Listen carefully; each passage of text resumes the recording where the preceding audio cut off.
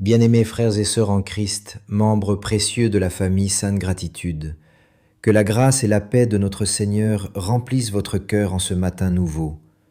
Le jour se lève, la lumière traverse doucement l'horizon, et avec elle Dieu vous offre une nouvelle opportunité, une nouvelle respiration, une nouvelle page à écrire avec lui.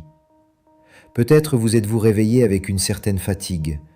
Peut-être que vos pensées étaient déjà chargées avant même que vos pieds ne touchent le sol. Les responsabilités, les préoccupations, les attentes, les combats intérieurs, tout cela peut peser dès les premières minutes de la journée.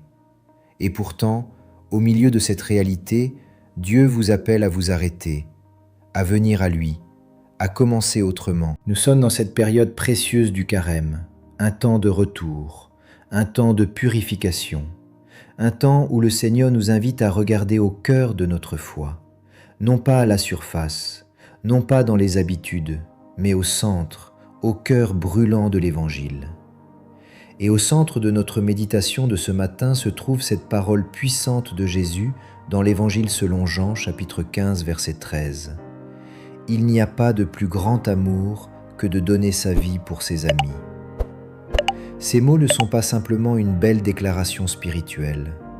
Ils sont le résumé de la mission du Christ. Ils sont le fondement de notre espérance. Ils sont la preuve que l'amour de Dieu n'est pas théorique, mais concret, incarné, sacrificiel. En ce matin de carême, le Seigneur ne vous appelle pas seulement à prier. Il vous appelle à comprendre, à recevoir, à entrer dans la profondeur de cet amour. Peut-être que vous avez déjà entendu ce verset des dizaines de fois, mais aujourd'hui, Dieu veut qu'il descende plus profondément, dans vos blessures, dans vos doutes, dans vos relations, dans vos décisions. Si vous êtes ici, si vous écoutez cette prière maintenant, ce n'est pas par hasard. Dieu savait que vous seriez là. Il connaissait votre état d'âme, il connaissait votre besoin, et il a préparé ce moment pour vous. Alors ouvrez votre cœur, laissez vos défenses tomber, laissez la parole vous atteindre là où vous en avez le plus besoin.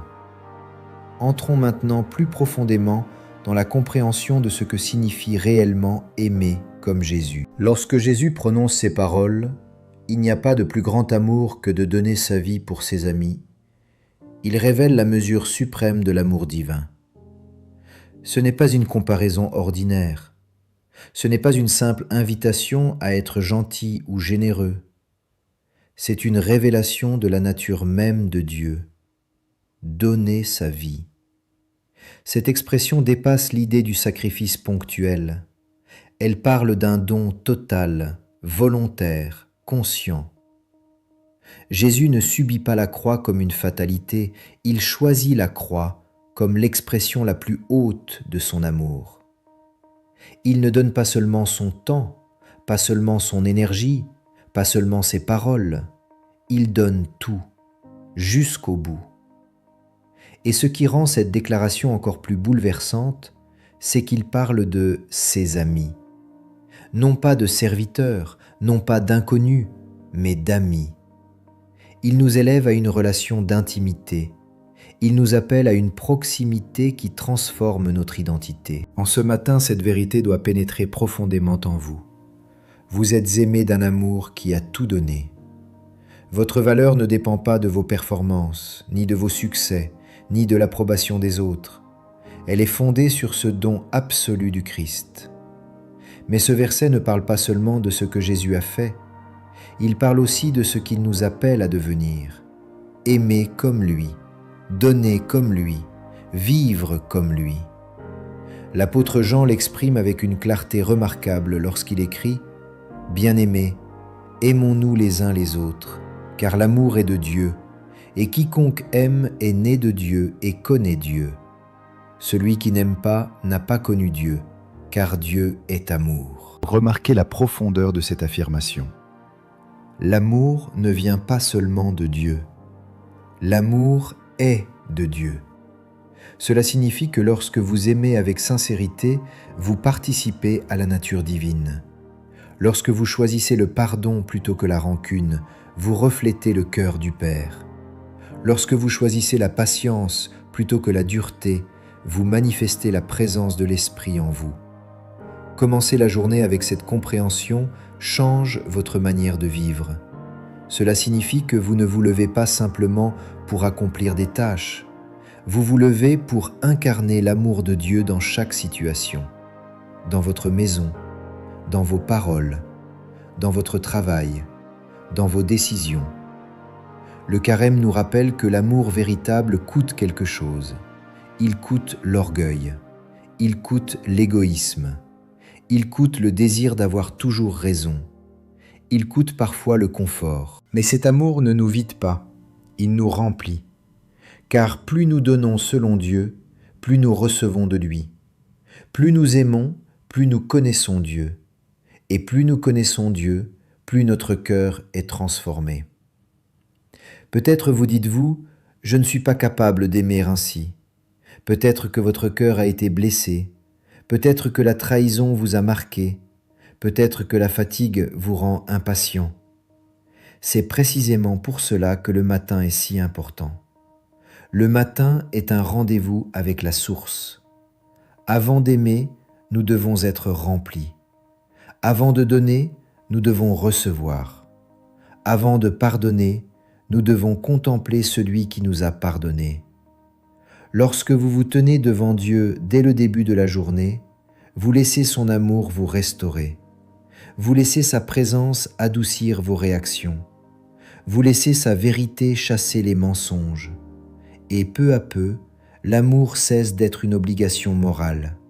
Il devient une expression naturelle d'un cœur transformé. L'amour que Jésus décrit n'est pas sentimental. Il est engagé, il est fidèle, il est constant même lorsque les émotions varient. En ce carême, Dieu vous appelle à entrer dans cette maturité spirituelle, à aimer même lorsque cela demande un effort, à donner même lorsque personne ne regarde, à rester fidèle même lorsque l'on ne comprend pas tout. Car l'amour véritable ne cherche pas la reconnaissance, il cherche la fidélité au cœur de Dieu. Et pour comprendre encore davantage comment cet amour s'incarne dans la vie réelle, tournons-nous maintenant vers les récits vivants de l'Écriture, où des hommes et des femmes ont expérimenté et manifesté cet amour au cœur de leurs épreuves. Regardons d'abord à Abraham. Dieu lui demande un jour ce qui semble humainement incompréhensible, offrir son fils Isaac, celui qu'il avait attendu si longtemps, celui qui portait la promesse. Abraham ne comprend pas tout, mais il choisit la confiance, il choisit l'obéissance, il choisit l'amour envers Dieu au-dessus de tout attachement terrestre. Ce récit n'est pas une glorification de la souffrance, il est la révélation d'un cœur totalement donné à Dieu. Abraham était prêt à offrir ce qu'il avait de plus précieux, et au dernier moment, Dieu pourvoit, Dieu arrête le sacrifice, Dieu montre qu'il est lui-même celui qui donnera le véritable agneau. À travers Abraham, nous comprenons que donner sa vie commence par donner son cœur, par placer Dieu en premier, par faire confiance même lorsque nous ne comprenons pas le chemin. Pensons ensuite à Moïse. Il aurait pu rester dans le confort du palais, il aurait pu choisir la sécurité, mais il choisit d'identifier son cœur à la souffrance de son peuple. Il choisit de porter le poids d'une mission impossible. Il choisit de se tenir entre Dieu et Israël. Moïse intercède, Moïse supplie, Moïse se tient dans la brèche. Voilà encore une image de l'amour qui donne sa vie, non pas dans un acte spectaculaire, mais dans une fidélité constante, dans une intercession persévérante. Et que dire de Marie, la mère de Jésus ? Lorsqu'elle reçoit l'annonce de l'ange, elle ne comprend pas toutes les conséquences. Elle sait seulement que sa vie va changer. Elle sait que son oui aura un prix. Et pourtant elle répond « Qu'il me soit fait selon ta parole ». Ce oui était un don, un abandon, une confiance totale. Elle accepte de porter le Sauveur, mais aussi d'assister à sa souffrance. Elle donne sa vie dans la discrétion, dans l'humilité, dans la fidélité quotidienne. Et puis regardons Étienne, le premier martyr. Alors qu'il est injustement condamné, Alors que les pierres s'abattent sur lui, il prie pour ceux qui le lapident. Il choisit le pardon au lieu de la haine. Il choisit la miséricorde au lieu de la vengeance. Voilà ce que signifie aimer jusqu'au bout. Voilà ce que signifie refléter le Christ même dans l'adversité. Ces récits ne sont pas de simples histoires anciennes, ils sont des miroirs. Ils nous montrent ce qu'il est possible de devenir lorsque l'amour de Dieu prend toute la place. Peut-être que votre sacrifice aujourd'hui ne sera pas public. Peut-être qu'il sera invisible aux yeux des hommes. Peut-être que personne ne remarquera votre patience, votre fidélité, votre pardon. Mais Dieu voit, Dieu connaît, Dieu honore. En ce matin de carême, le Seigneur vous appelle à une profondeur nouvelle, à un amour qui ne dépend pas des circonstances, à une fidélité qui ne dépend pas des émotions. Vous n'êtes pas seul sur ce chemin. L'Esprit de Dieu vous accompagne, il vous fortifie, il vous inspire. Et maintenant que la parole a préparé votre cœur, que ces exemples ont éclairé votre foi, nous allons nous tourner ensemble vers un engagement plus personnel. Avant d'entrer dans ce temps profond de prière, je t'invite à poser un acte simple mais puissant. Si tu désires apprendre à aimer comme Jésus pendant ce carême, si tu veux laisser son amour transformer ton cœur dès ce matin, écris « Amen » dans les commentaires. Ce « Amen » est plus qu'un mot, c'est un oui intérieur, c'est une décision, c'est une alliance avec Dieu. En écrivant « Amen », tu dis « Seigneur, je choisis l'amour plutôt que l'orgueil. Je choisis le pardon plutôt que la rancune. Je choisis de marcher à ta suite. » Je t'encourage aussi à cliquer sur « J'aime » sous cette vidéo. Ce geste peut sembler discret, mais il a un impact spirituel. Il permet à cette prière d'atteindre d'autres cœurs qui ont soif de lumière. Peut-être qu'une personne découragée découvrira cette parole grâce à toi. Aimer, c'est aussi partager. Si tu n'es pas encore abonné à Sainte Gratitude, je t'invite à le faire maintenant et à activer la cloche de notification. Chaque matin, nous venons ensemble à la source. Chaque jour, nous grandissons ensemble dans la foi. Ne marche pas seul. Et pense à partager cette prière à un proche, à un ami, dans un groupe de famille.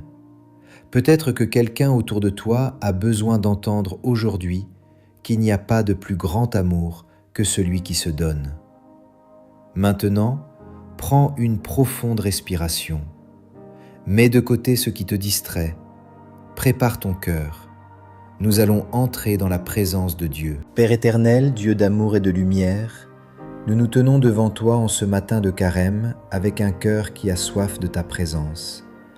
Tu es le commencement de toute chose. Tu es la source de la vie. Tu es celui qui nous a aimés le premier.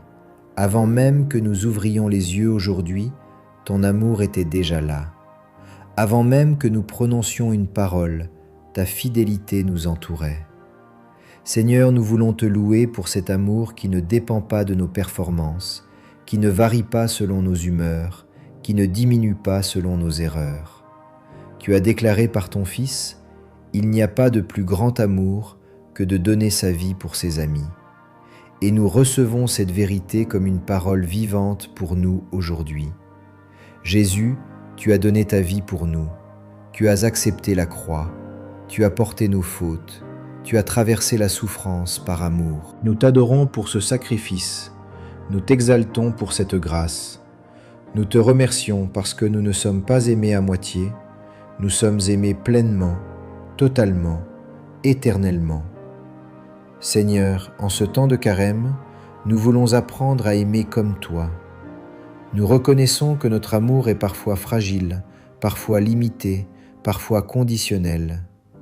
Pardonne-nous lorsque nous avons aimé selon nos intérêts plutôt que selon ton cœur. Purifie notre manière d'aimer. Libère-nous de l'égoïsme. Délivre-nous du besoin d'avoir toujours raison. Arrache de nos cœurs la dureté qui s'est installée à cause des blessures passées. Si tu désires que Dieu guérisse ton cœur maintenant, dis intérieurement, « Seigneur, touche-moi. Seigneur, restaure-moi. Seigneur, apprends-moi à aimer. Père, nous te confions nos relations. Là où il y a des tensions, apporte ta paix. Là où il y a des incompréhensions, apporte ta clarté. Là où il y a des silences lourds, donne le courage de parler avec douceur. Nous te confions nos familles. Que ton amour circule dans nos maisons. Que les paroles prononcées aujourd'hui soient des paroles qui construisent et non qui détruisent. Que chaque membre de notre foyer ressente ta présence. Seigneur, nous te confions notre travail. Apprends-nous à servir avec intégrité, à travailler avec excellence, à aimer même ceux qui nous semblent difficiles. Donne-nous la patience dans les tâches répétitives. Donne-nous la sagesse dans les décisions importantes.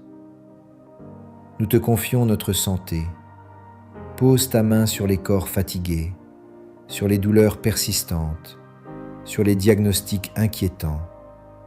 Que ton amour devienne guérison, que ta paix remplace l'anxiété, que ta présence apaise chaque peur. Nous te confions nos finances.